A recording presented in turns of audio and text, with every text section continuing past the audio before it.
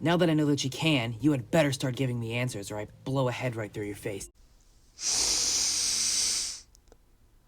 I posted this. We are falling, the light is calling, tears inside me, coming down.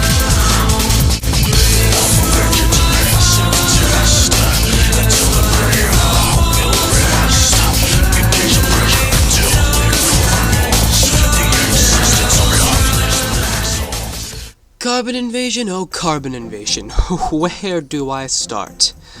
In the days of yore, only a year ago? Wow. Anyway, this little project was my 2023 magnum opus brainchild. Now, a lot has happened to me since then, the most important thing being that I've improved, not just at art, but at storytelling, editing, and various other things too. And with the glorious, God-given gift of hindsight, I can look upon my ancient creations and deduce... Yeah, this kinda sucks balls. Look, I understand that it was in no way a bad thing to create and post that pilot. It helped me a lot, and put me on the path to rebooting Carbon Invasion today, and becoming the artist that I am right now. But the footage you're seeing right now is Carbon Invasion in its infancy, barely what it would grow to become. And now that I'm, well, a whopping year older, still can't believe it's only been a year, I would just like to go back and highlight all the ways that I could improve my old work. When it comes to the initial inspiration for the project, I pulled from a variety of sources. When it comes to the character designs and overall world, I pulled from all my old favorites. Transformers, which was my first real hyperfixation, and Halo, which would become more important in the project's recent years, so put a pin in that. What's important to notice is that both of these franchises are all about cool aliens and robots having cool space battles and punching the crap out of each other. As for the characters and tone, well, that comes from a far more recent addition to my list of favorites.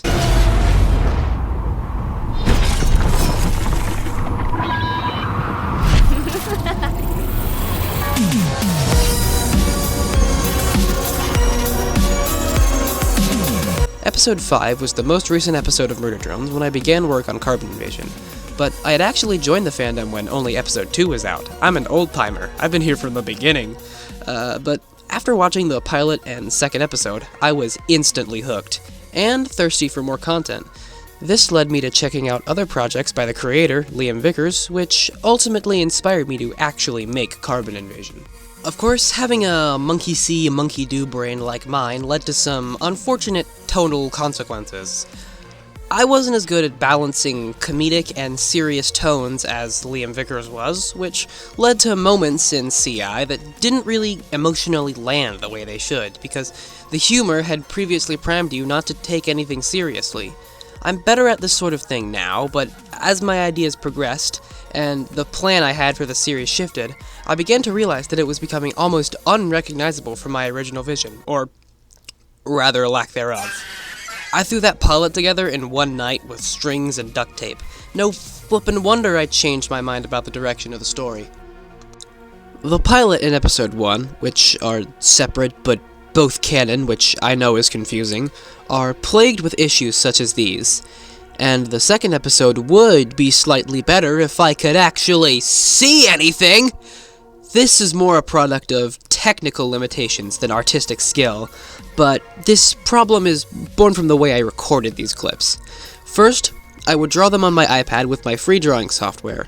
Then, I would screen record me puppeting around the drawings and upload them to iMovie.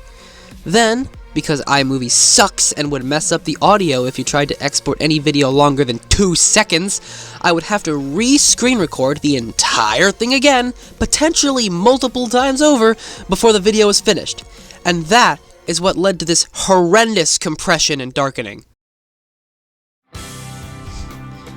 Now, we get to the part of the video where things start looking up for Carbon Invasion. You see, I got back into Halo recently. Specifically, the primal joy of Halo 2.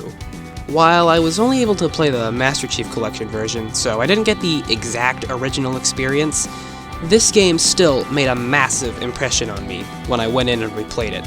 I then went and replayed Halo 3 and Halo Combat Evolved to boot, further fueling the Carbon Invasion fire. The final piece to this puzzle, however, is an inspiration I've accidentally failed to mention until now, but I'm going to pretend I did it on purpose. And that inspiration is Metal Gear Rising: Revengeance.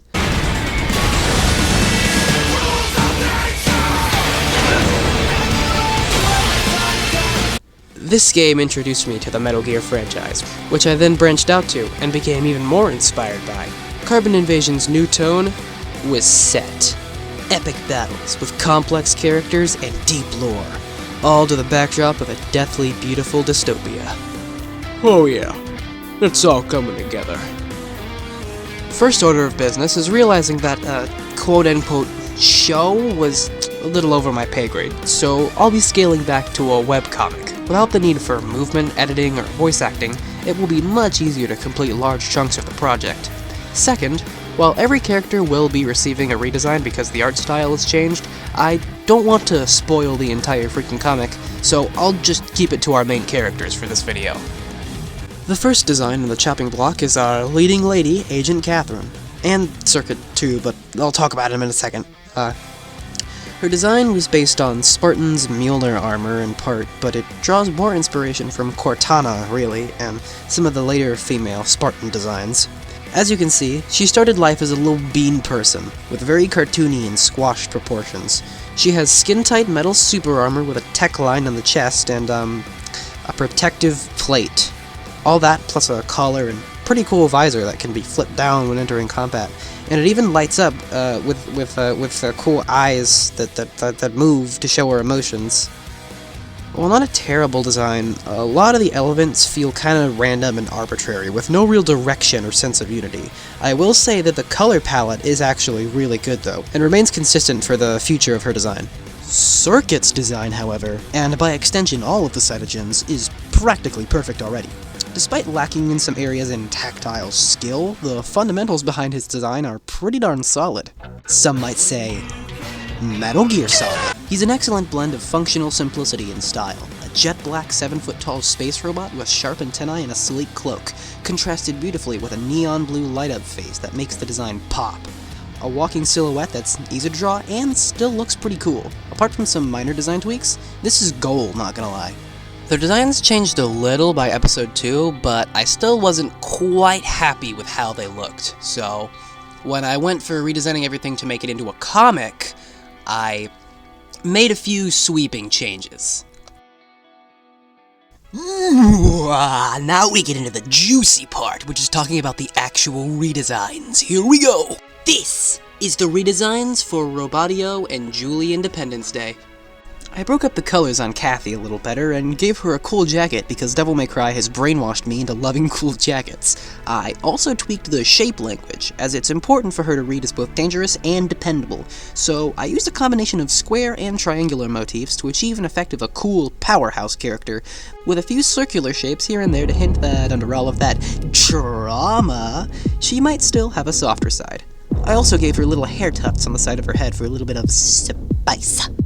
Circuit is an interesting case. The cytogens are obviously based on the titular murder drones of murder drones, but I wanted to differentiate cytogens from them, so I ditched the tails that I wanted to have, even though it would benefit their alien look.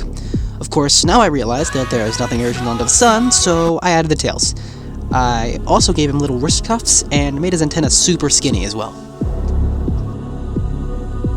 Next redesigns I'll be showing are for our science guy, Dr. Spinal Fluid, formerly Professor Spinal Fluid, but I kept forgetting to call him that, and also it doesn't make sense for him to be a professor because that implies an academic setting, and The General, formerly known as Mr. The General, because that used to be his actual last name back when I thought I was so funny. Spine's design is pretty simple, arguably too simple. Apart from his glasses, bow tie, and Einstein hair, all of which don't really point to this without context, how can you tell he's a scientist and not just some D&D nerd with a jumpsuit on?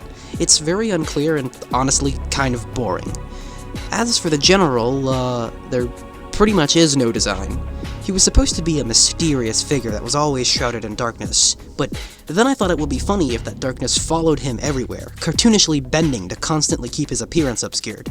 It actually sounds pretty funny on paper, but in practice it's mostly just confusing, and it really conflicts with the more serious tone I wanted to shift to. After all, this is supposed to be cool, not Chicken Jockey! And here's the new designs. I made Dr. Science look a lot more scientific, and I made Spine's default expression grouchy to make his personality more obvious, as he's based on Ratchet from Transformers Prime.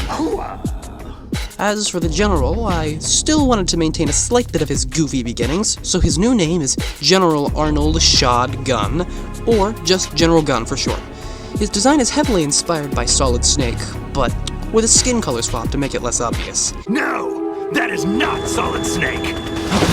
And to add some variety to the character lineup. The last redesign I'll be showing today is the design of our main villain, Lord Hive, the leader of the Cytogen Armada, and certified cool guy.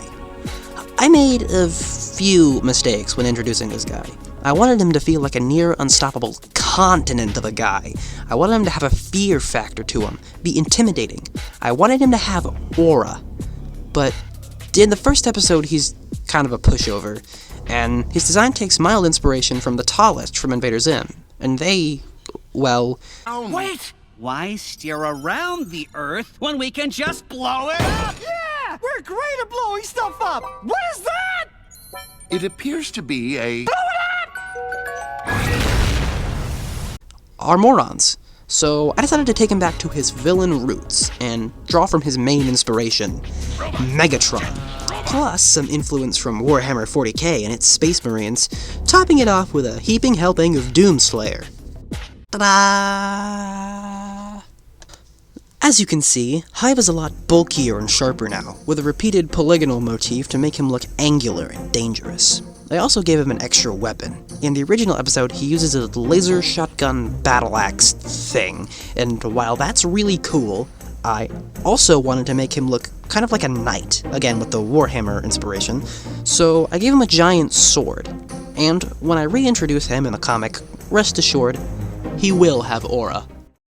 Before I wrap up here, I would like to mention one last character that I introduced in episode 2. Suture, the alien centipede scientist. He was originally inspired by Shockwave from Transformers, and a visit to the dentist I had when I looked up at the light that the dentist was using and thought it would make for a cool robot head. That's all. I'm not redesigning him or anything. This video is probably also gonna look super amateurish and cringe when I look back on it in a year or two, but what's important is that I keep moving forward and creating things that make me happy. Carbon Invasion is something that I'm really passionate about, and I look forward to sharing it with the world. Now, if you'll hop on over to my second channel, Samimation, you'll find that's where I'll be starting to post pages. I've found in my research that the best place to put comics is on their own website, but seeing as I have no way of making one, I think shorts will do for now.